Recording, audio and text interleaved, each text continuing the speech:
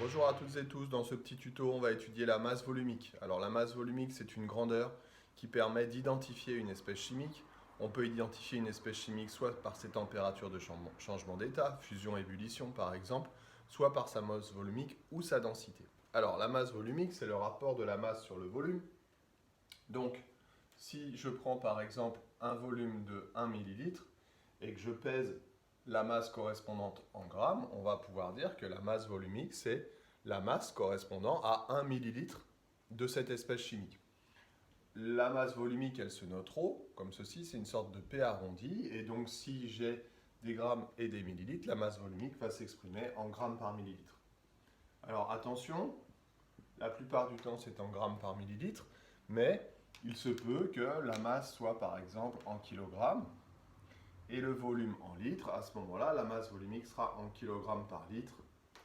Elle peut être également en kilogrammes par mètre cube. Donc attention de bien s'adapter aux unités qui sont proposées.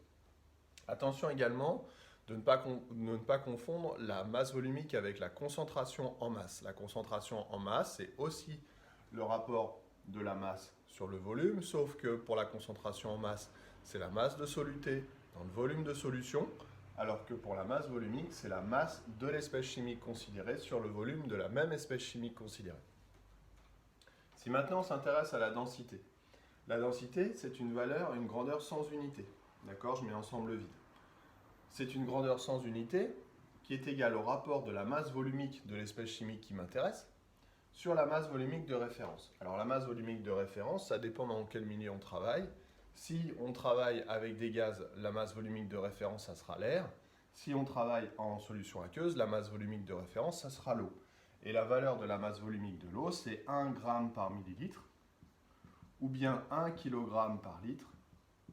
Quand je porte 1 litre d'eau, elle pèse 1 kg. Donc les unités, eh bien on doit avoir la même chose en haut et en bas. Grammes par millilitre par exemple, de telle manière à ce que la densité soit sans unité. Comment ça va se traduire?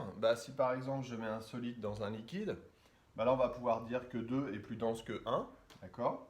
La densité de 2 est supérieure à la densité de 1. Pourquoi? Parce qu'elle coule, tout simplement. Le solide coule.